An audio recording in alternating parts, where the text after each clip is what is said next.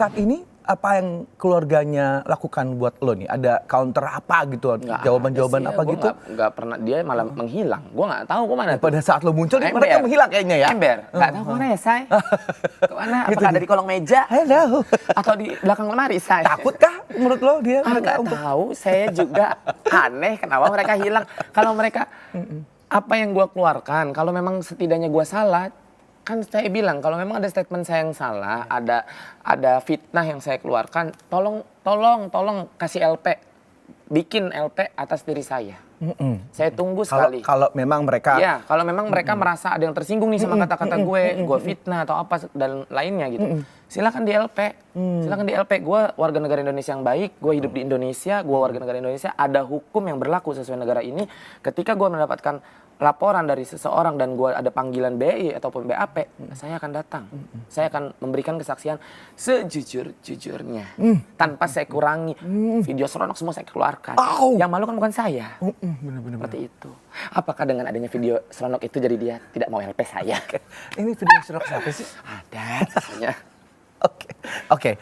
Nah, tapi sebenarnya dari keluarga nih, balik lagi sama keluarga, apakah lo merasa dicuekin sama mereka? Oh enggak. Enggak rugi. Jadi enggak rugi? Enggak rugi. Lo kayak mancing enggak? Sebagai maksudnya orang ini kayaknya mau mancing nih. Pansos nih kayaknya gitu.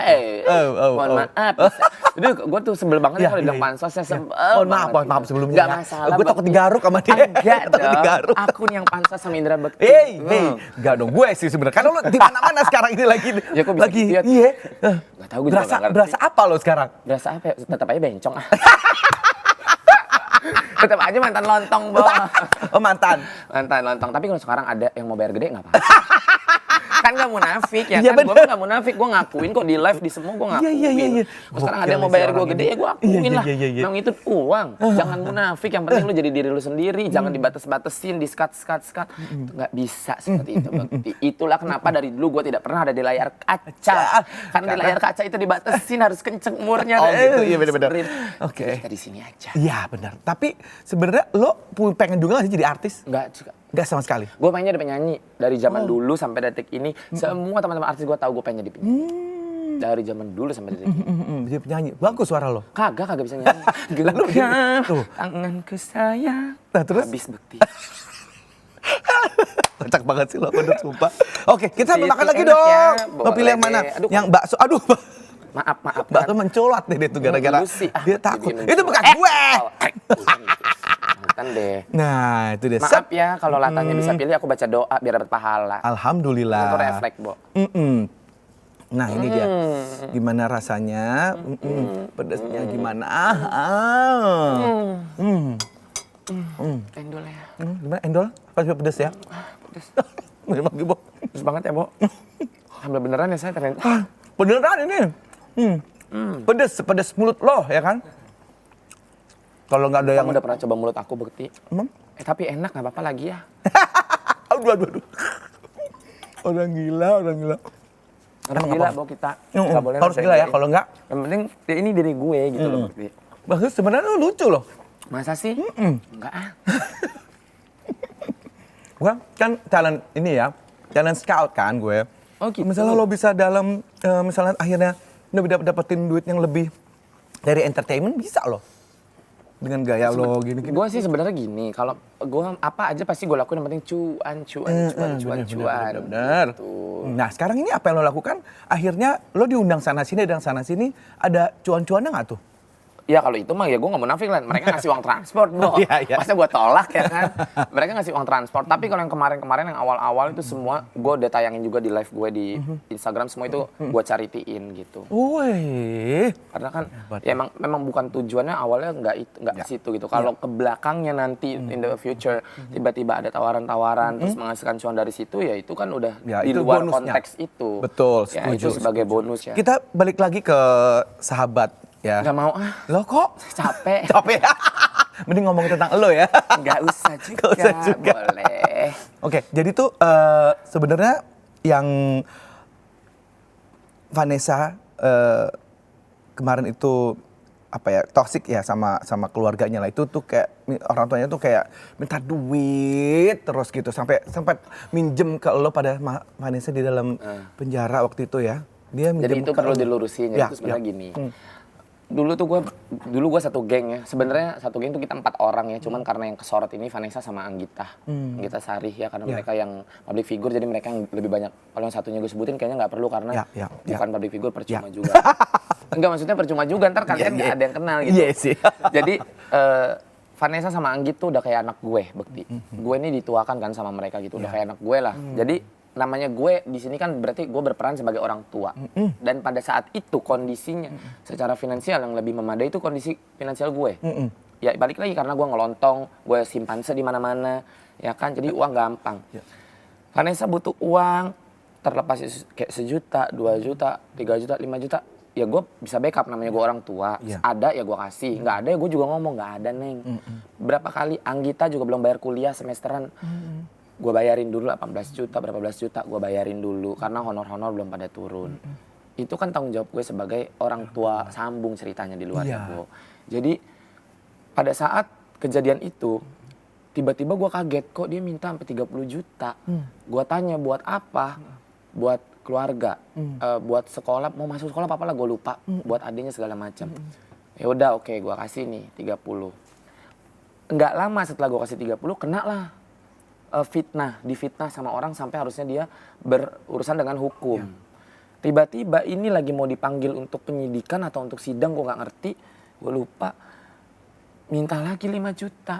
Gue jujur Bekti, duitnya gue nggak masalahin. Minta 5 juta, gue juga nggak pakai, nggak ngoceh gitu. Gue cuma nanya, kok minta 5 buat apa? Gue pikir buat dia. Enggak, buat dikirim lagi. Loh, kemarin kan udah baru seminggu 30, masa minta lagi 5? Buat apa? Ya mam, udah nanti aku ganti sekalian. Bukan masalah gantinya, gue bilang gitu. Gue kirim lah, 5.000 gue kirim. 35 dong. Udah nih, karena gue pikir ya udahlah ya gitu. Namanya dia juga anak gue, biar gimana pun kan Vanessa tuh tetap anak gue gitu. Tiba-tiba dia mau nikah. Dia bilang dia mau ganti. Memang Anggita ataupun Vanessa selama pakai uang gue tuh mereka pasti ganti. Jadi pada saat Vanessa bilang, mam aku ganti ya, aku cicil nih, endorse sudah mulai masuk, kata dia gitu. Terus gue bilang ya udah nggak usah diganti deh Neng. Udah anggap aja kamu kan nikah nih. Aku juga nggak bisa datang. Ya udah anggap aja itu aku kondangan sama kamu. Udah close. Nggak lama, ini kayaknya 2 mingguan lalu gue ketemuan lah tuh sama Mamski Emma Waroka sama Meta.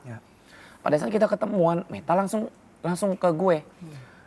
Mami, iya Meta kenapa? Kemarin yang uang yang ditransfer aja 30 juta sama 5 juta, itu inget nggak di bulan apa? Oh iya kita Instagram gue kan waktu itu masih bisa login ya. Oh ya udah nih, bukan di Instagram itu gue ngambilnya udah di print out. Ya tapi divalidasi ke Instagram gue juga. Nih, tanggalnya segitu, jamnya di Instagram kan ada ya.